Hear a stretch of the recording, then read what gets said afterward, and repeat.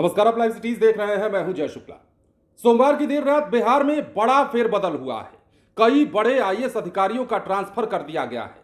पटना के नए कमिश्नर को भी पोस्टिंग मिली है, मतलब पटना को नया कमिश्नर मिला है। इसके साथ ही सिवान से लेकर भोजपुर तक के आईएएस अधिकारी बदल दिए गए हैं। अब लिस्ट हम आपको दिखाएंगे, किसे कहां की जिम्मेदारी मिली है, किसे कहां पदस्थापन मिला है, कौन कहां भेजा गया है। ये तमाम चीजें हम आपको लिस्ट वाइज दिखाते हैं और नाम पढ़कर सुनाते हैं। जरा सुनिएगा, बड़ा फेरबदल हुआ है। रातों रात कई आईएएस अधिकारियों का तबादला किया गया है। सम्राट सरकार ने सोमवार देर रात बड़े स्तर पर आईएएस अधिकारियों के तबादले किए हैं। सिवान के डीएम को बदला गया है। यहां स्टूडेंट प्रोटेस्ट के दौरान AK-47 से गोली चली थी। भरत एनकाउंटर के बाद नए आईएएस को भोजपुर जिले की जिम्मेदारी दी गई है और इन दोनों के साथ ही बिहार के 5 जिलों के डीएम को भी बदल दिया गया है। अब सरकार ने कई विभागों के प्रधान सचिव, अपर मुख्य सचिव और सचिव स्तर के अधिकारियों की जिम्मेदारी बदली है। पंकज कुमार को गृह विभाग का प्रधान सचिव बनाया गया है, जबकि राजेश कुमार को पटना प्रमंडल का नया आयुक्त बना दिया गया है। इसके अलावा वित्त, ग्रामीण विकास, शिक्षा, निगरानी, समाज कल्याण, लोक स्वास्थ्य अभियंत्रण और मद्य निषेध विभाग में भी अधिकारियों को नई जिम्मेदारी मिली है। अब समझिए, सिलसिलेवार ढंग से हम आपको बताते हैं। 1997 बैच का आईएएस अधिकारी पंकज कुमार, जो अब तक ग्रामीण विकास विभाग के प्रधान सचिव थे, उन्हें स्थानांतरित कर गृह विभाग का प्रधान सचिव बना दिया गया है। वो जांच आयुक्त, सामान्य प्रशासन विभाग के अतिरिक्त प्रभार में पहले की तरह बने रहेंगे।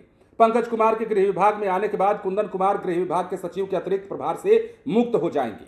कुंदन कुमार उद्योग विभाग के सचिव के साथ कई अन्य जिम्मेदारियां भी संभाल रहे हैं। अब आते हैं अगले नंबर पर। 2001 बैच के आईएएस अधिकारी राजेश कुमार को लोक स्वास्थ्य अभियंत्रण विभाग के प्रधान सचिव के पद से स्थानांतरित कर पटना प्रमंडल का नया आयुक्त बना दिया गया है। वहीं पटना के मौजूदा आयुक्त मयंक वरवड़े को स्थानांतरित कर निगरानी विभाग का प्रधान सचिव बनाया गया है।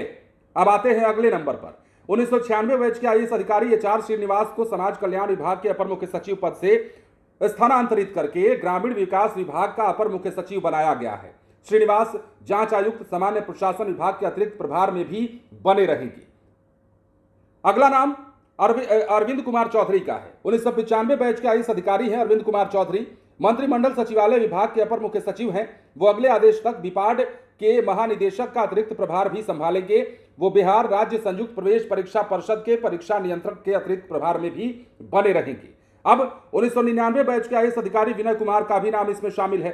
इन्हें नगर विकास और आवास विभाग के प्रधान सचिव पद से स्थानांतरित करके, मतलब हटा करके, वित्त विभाग का प्रधान सचिव बना दिया गया है। हालांकि वो अगले आदेश तक नगर विकास और आवास विभाग के प्रधान सचिव का अतिरिक्त प्रभार भी संभालते रहेंगे। इसके बाद अगला नाम हम आपको बताते हैं। 2007 बैच के आईएएस अधिकारी संजय कुमार सिंह का नाम अगला है, जिन्हें वित्त विभाग के सचिव, मतलब इनके पास संपूर्ण प्रभार था, उस पद से स्थानांतरित कर मद्य निषेध, उत्पाद और निबंधन विभाग का सचिव बना दिया गया है। वाणिज्य कर विभाग के सचिव, वाणिज्य कर आयुक्त, अपर आयुक्त GST और मुख्यमंत्री सचिवालय के सचिव का अतिरिक्त प्रभार पहले की तरह ही ये संभालते रहेंगे। अब इस बदलाव के बाद नवीन कुमार मद्य निषेध, उत्पाद और निबंधन विभाग के प्रभारी सचिव के अतिरिक्त प्रभार से मुक्त हो जाएंगे। अब देखिए, 2010 बैच के आईएएस अधिकारी राजीव रोशन को उच्च शिक्षा विभाग के सचिव पद से हटा करके शिक्षा विभाग का सचिव बना दिया गया है। वो उच्च शिक्षा विभाग के सचिव के अतिरिक्त प्रभार भी संभालते रहेंगे। इसके साथ ही वित्त विभाग के सचिव का अतिरिक्त प्रभार भी उनके पास बना रहेगा। अब अगला नाम विनोद सिंह गुजियाल का है, जो निर्वाचन विभाग के सचिव सह मुख्य निर्वाचन पदाधिकारी हैं। उन्हें समाज कल्याण विभाग के सचिव का अतिरिक्त प्रभार दिया गया है। वो शिक्षा विभाग के सचिव के अतिरिक्त प्रभार से मुक्त हो जाएंगे। 2008 बैच के आईएएस अधिकारी बी कार्तिकेय धनजी को लघु जल संसाधन विभाग के सचिव पद से स्थानांतरित कर लोक स्वास्थ्य अभियंत्रण विभाग का सचिव बना दिया गया है। वो जांच आयुक्त, सामान्य प्रशासन विभाग के अतिरिक्त प्रभार में पहले की तरह बने रहेंगे। चंद्रशेखर सिंह जल संसाधन विभाग के सचिव बने रहेंगे और उन्हें लघु जल संसाधन विभाग के सचिव का अतिरिक्त प्रभार दिया गया है।